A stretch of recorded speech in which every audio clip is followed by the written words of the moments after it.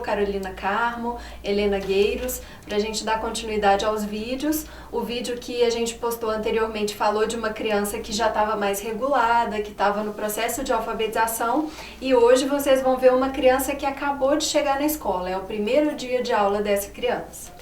É importante a gente deixar aqui, né, claro para vocês que a gente vai falar das acomodações que a gente está fazendo para regular, né? Então a gente, num primeiro momento, tem essa visão de regulação, né? O que regula aquela criança? Como é que essa criança é sensorialmente? Então a gente vai falar para um perfil específico que vocês vão ver, mas depois a gente vai trazendo os outros perfis para a gente ir discutindo, porque são possibilidades, muitas possibilidades em termos de dificuldades sensoriais que vão afetar nesse processo de regulação. E aí, assim, esse primeiro dia de aula dessa criança que passou um período fora da escola por conta de uma coisa que a gente chama de sobrecarga sensorial, né? Então, as crianças que têm dificuldades sensoriais, a gente não vai se ater aos termos técnicos, enfim, então num outro momento a gente fala termos técnicos, vamos ver mais a prática. Então, as crianças que recebem muito essas informações sensoriais, elas acabam sobrecarregando, né? Eu vou fazer um esqueminha aqui para vocês entenderem, para depois vocês verem no vídeo que a gente vai passar, por que a gente fala baixinho, por que a gente se movimenta lentamente. Então, a gente diz que nós temos um nível ótimo, né? Que seria esse aqui, é o nível ótimo de ativação, né? Onde a gente recebe toda a informação sensorial do ambiente e consegue filtrar o que é estímulo relevante, o que não é relevante e consegue aprender naquela situação. Consegue aprender coisas pedagógicas, consegue aprender linguagem, qualquer tipo de aprendizado.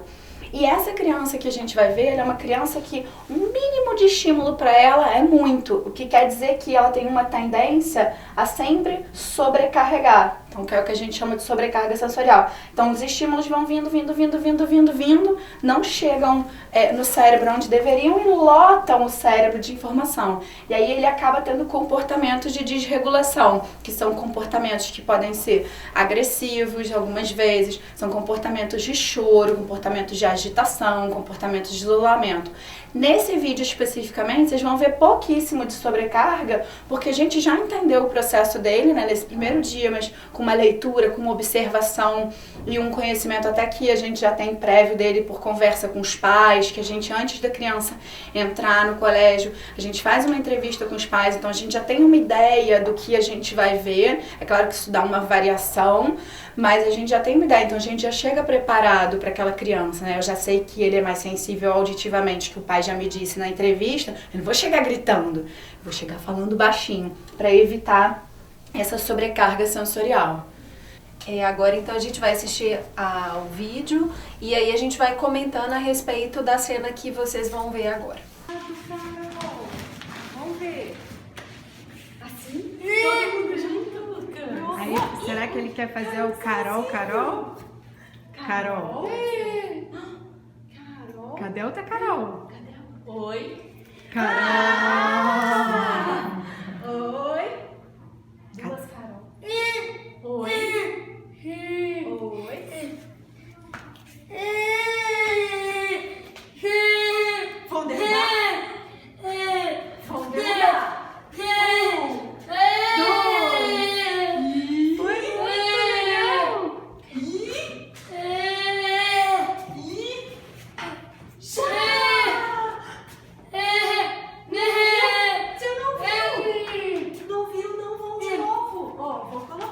Tá contando alguma coisa pra vocês, gente? Você gostou de vir nesse lugar? É muito legal aqui. Com duas Carol. Muito legal. Oi. É muito legal, Lucas. Carol. Oi. Duas Carol, Lucas. Carol. Pode ser. E? Carol e Carol. Muito bom. Duas Carol juntinho com o Lucas. Ai, que gostoso. Muito bom. Outro abraço. Um abraço assim. Outro abraço. Vamos de novo. De novo. Ai, que gostoso. Outro abraço. Ai, que gostoso.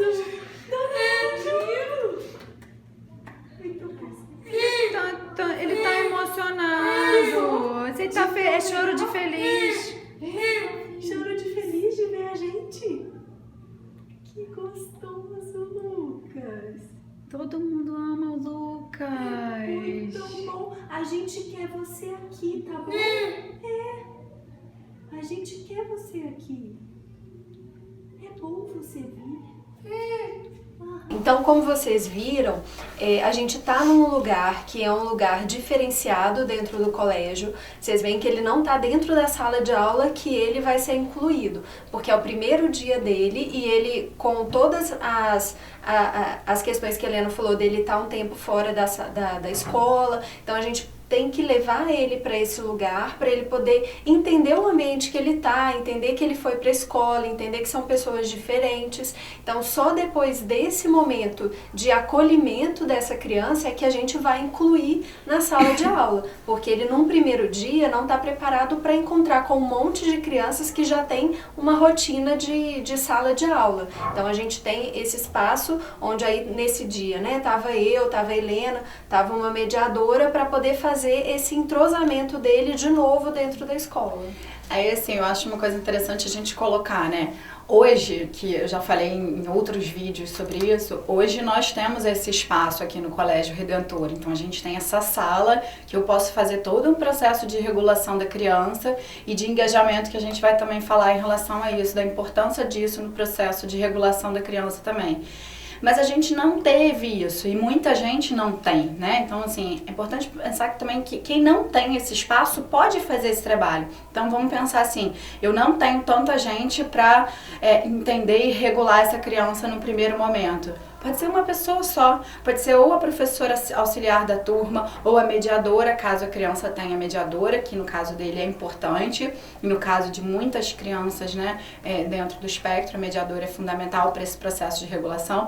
Eu não tenho uma sala como essa, eu não preciso ir para a sala, eu posso procurar uma sala que esteja vazia, eu posso procurar um cantinho da escola que seja mais calmo, às vezes um parquinho que não tem tanto barulho, não tem tanta gente, e aí é claro que eu tenho que perceber, estão descendo todas as crianças para o recreio. Eu sei que essa criança que está no primeiro dia de aula ou na primeira semana no processo de regulação e ela sobrecarrega, eu vou ter que fazer uma transição dali para outro lugar que seja calmo. Porque nesse primeiro momento a gente adapta o ambiente para a criança entender e ter segurança naquele espaço e depois a gente vai colocando ela em pequenos desafios. Então isso é uma coisa interessante a gente pensar que hoje a gente tem o espaço, mas é possível fazer sem esse espaço também. Tá? Então, vamos pensar nisso. Outras coisas interessantes do vídeo, eu acho que às vezes a gente fica na cabeça que, então quando a criança está se regulando, eu não posso falar nada. É muito individual. A gente vai ver que essa criança, o Lucas, ele funciona muito bem quando a gente conversa com ele, né? Então, não é conversar, Lucas, gritando, mas é uma conversa num tom, numa melodia que funciona muito bem para ele se acomodar.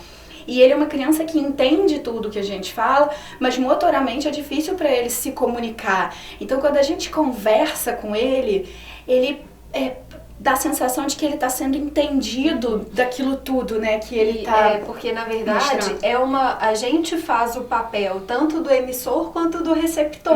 E então, a gente está, ao mesmo tempo, dando voz para ele e fazendo a nossa voz. E isso para ele...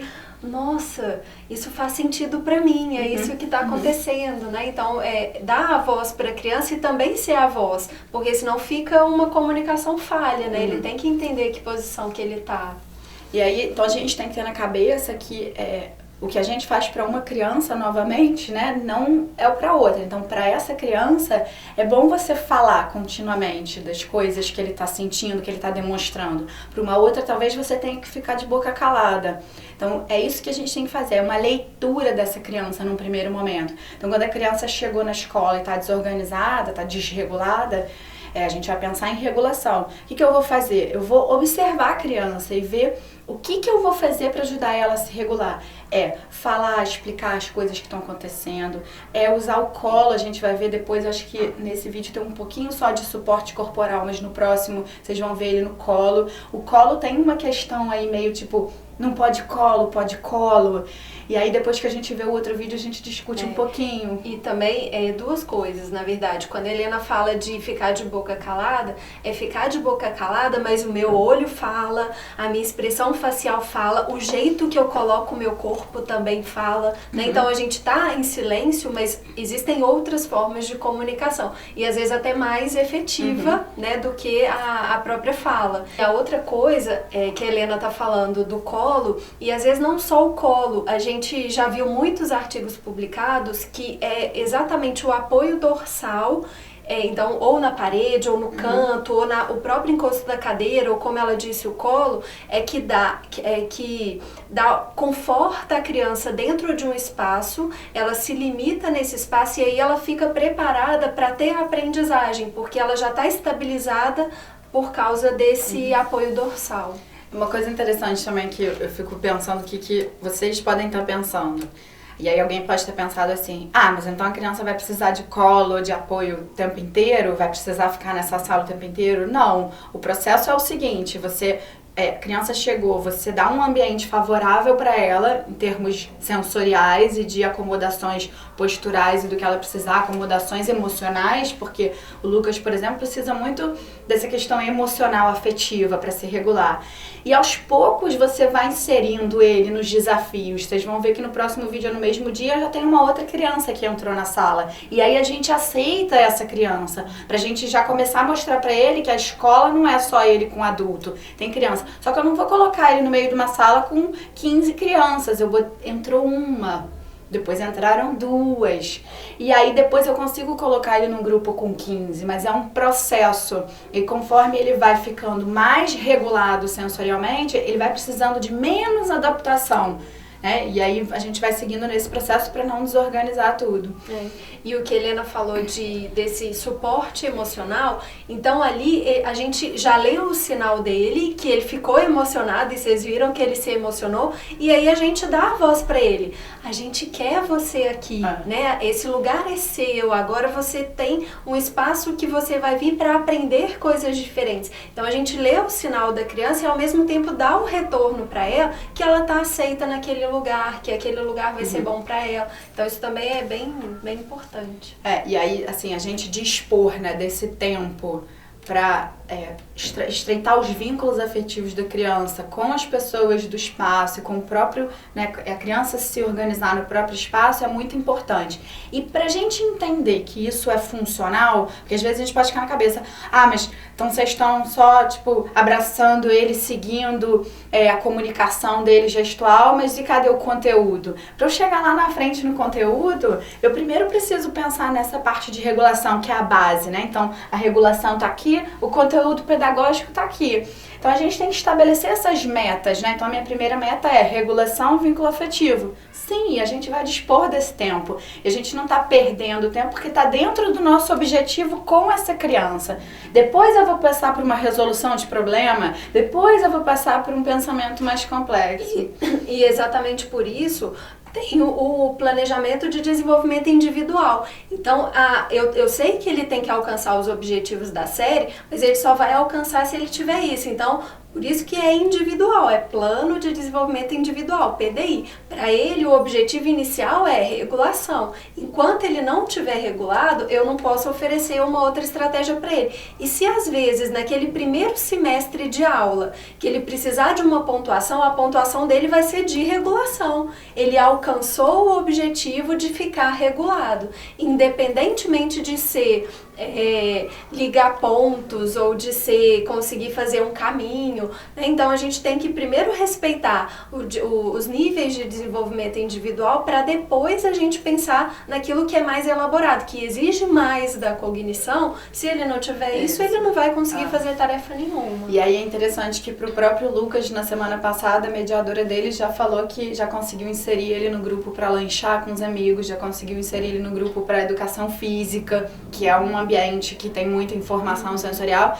A questão é só que ela tá sempre muito ligada nos sinais dele que ele tá começando a sobrecarregar para ela já não lançar a mão de estratégias que muitas vezes para essa criança é sair daquele ambiente que tá com muita informação. E aí depois ela tenta retornar. Então a gente tem que ter sempre isso muito bem fortalecido dentro da nossa cabeça para não achar que tá perdendo tempo. Não é isso. A gente tem objetivo claro. O objetivo claro é, se ele acabou de chegar na escola, a primeira coisa, ele tem que conhecer o ambiente e se regular dentro desse ambiente. Se a gente não consegue esse primeiro passo, nada além disso a gente vai conseguir.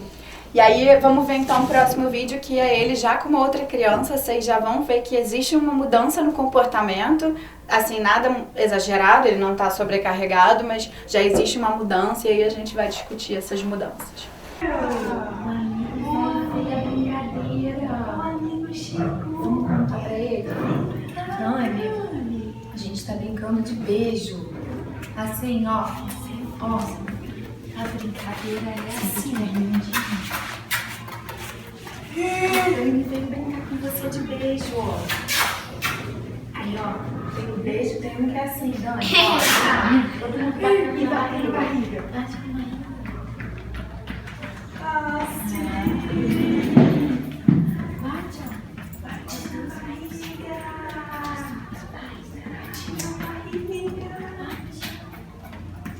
E aí manda beijo. Joga beijo. Joga beijo. Lucas, você viu seu amigo?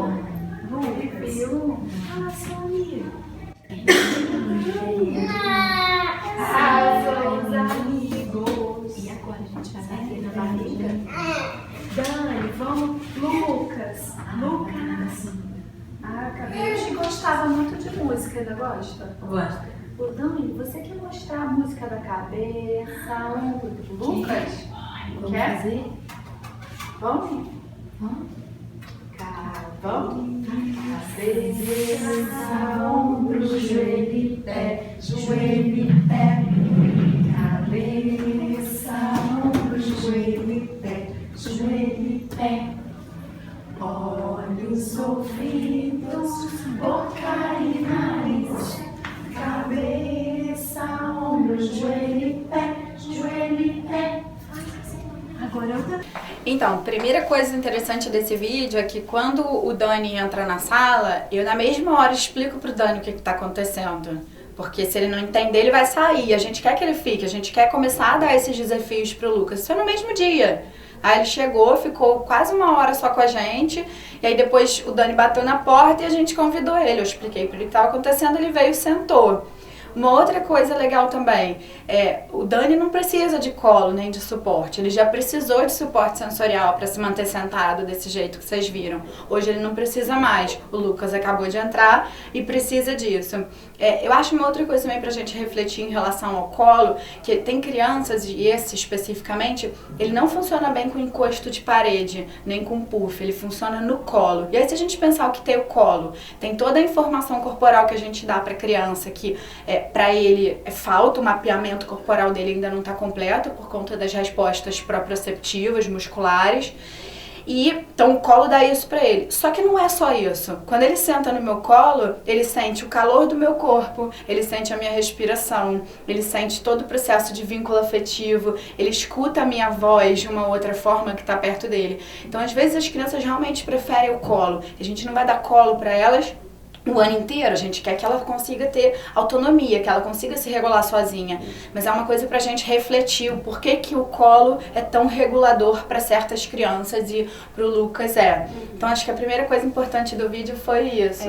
E aí, na sequência, então a Helena explicou pro Dani o que a gente estava fazendo naquela hora, e aí o Lucas estava olhando pra Carol. E aí eu vi que ele não prestou atenção no que a Helena estava falando, que era um amigo novo na sala. Aí vocês vão perceber que eu fui com o meu dedo na frente do olho dele e falei: Lucas, seu colega chegou. Então ela deu uma informação grandona, ele se perdeu um pouco, aí a gente já logo percebeu, e uma informação só, curtinha.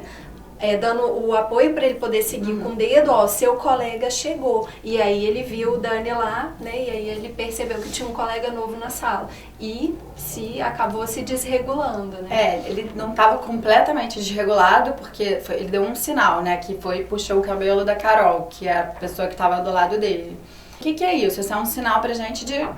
Calma aí, alguma coisa mudou no ambiente. Mas a gente também não vai tirar o Dani, porque ele precisa começar a lidar com isso. E aí a Carol fez uma cara de que tava doendo, eu continuei mexendo no corpo dele pra ele ir se organizando, e aí ele conseguiu não se descompensar, né? Não sobrecarregar. Ele conseguiu, ele foi quase e voltou. E aí a gente conseguiu dar sequência pra brincadeira. E aí assim, se ele se desregula completamente... Aí é hora, de repente, da gente ou sair da sala com ele, ou se não é alguma coisa muito importante pro Dani. Ah, Dani, olha, agora o amigo tá precisando de um tempinho aqui, só ele. Então, apagar a luz é uma coisa que funciona se a criança sobrecarregou. Muita ação corporal, então essa criança funciona muito bem quando a gente dá uma pressão nos quadris dela, quando ele se desregula, quando ele sobrecarrega, a gente faz uma pressão profunda no quadril e isso é muito regulador para ele também, ele consegue se reorganizar com a nossa ajuda, né? Falar baixinho também organiza muito ele. E o Dani, ele tem um processamento cognitivo mais devagar. Então, a gente cantou a música lentamente, para ele poder entender qual que era a música. Num primeiro momento, vocês viram que ele ficou só olhando a gente. E aí, no final, ele foi lá e aplaudiu a gente, que a gente fez direitinho. E é porque o vídeo não continua, mas a gente canta de novo a música e aí o Dani faz. Então, ele demorou esse tempo. E a gente também tem que dar esse tempo para a criança, porque senão a gente sobrecarrega ele de informação, sendo que ele está processando ainda a primeira. Tá na hora de eu cantar. Então a gente também vai devagarzinho para ele poder fazer sentido na informação. Eu acho até que a gente podia colocar esse finalzinho. A gente vai botar, mas vocês têm que prometer que vocês vão ver o vídeo até o final. Porque a gente viu que muita gente não assistiu os 10 minutos do primeiro. Tem que assistir até o final. Exatamente. Aí a gente bota lá no finalzinho. Pra quem der conta de assistir até o fim, né? Surpresa vai ficar legal. do final.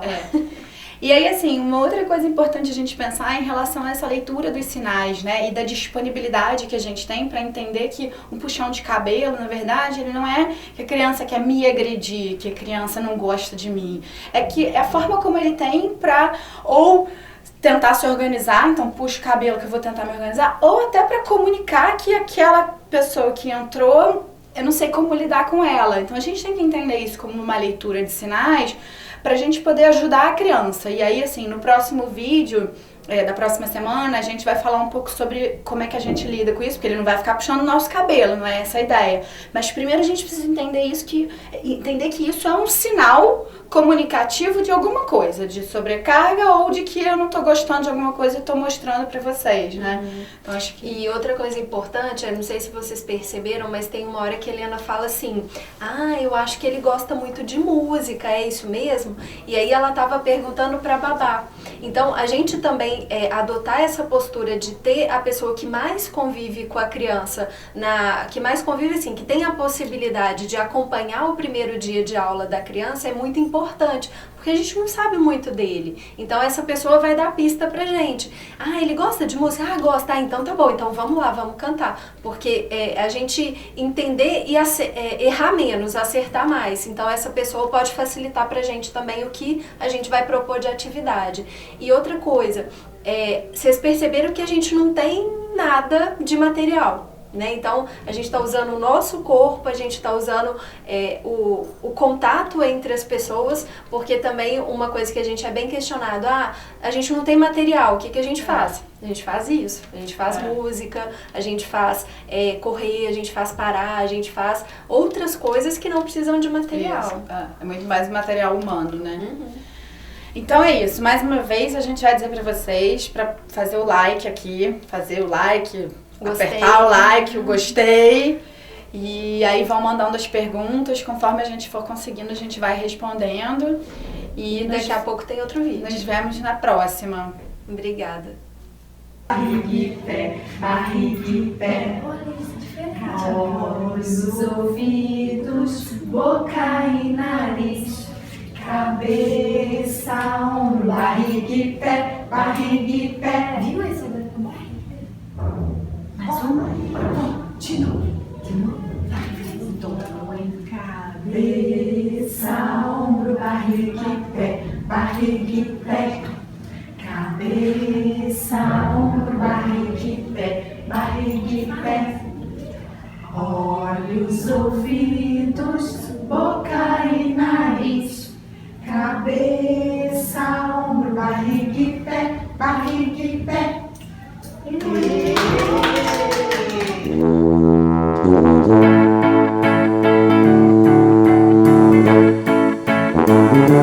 Thank you.